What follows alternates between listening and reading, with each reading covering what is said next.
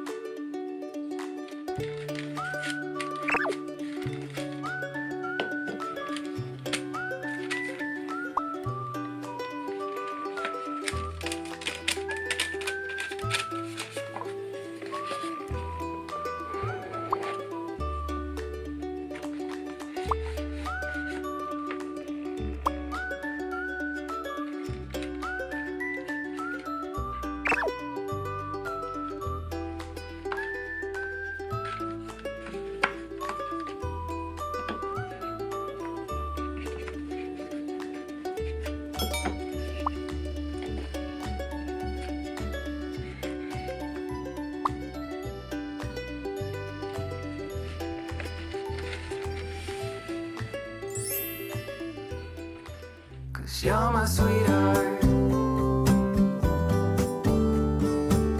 When you're around, I feel the spark takes me higher, sweetheart.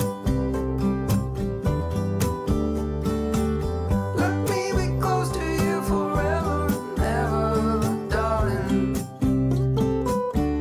You're my sweetheart. You're my sweetheart. You're my sweetheart. はい、完成しました。インパクトがすごいありますよね。では、いただきます。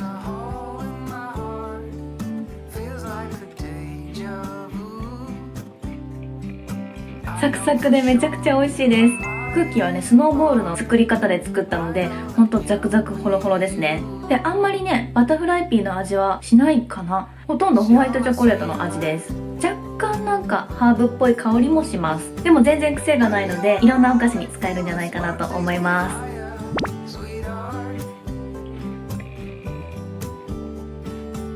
ちょっと分厚めにねクッキー作ったのでほんとザクザクで美味しい。このブルーのチョコレートクッキーをねずっと作りたかったんですよね。大成功でした。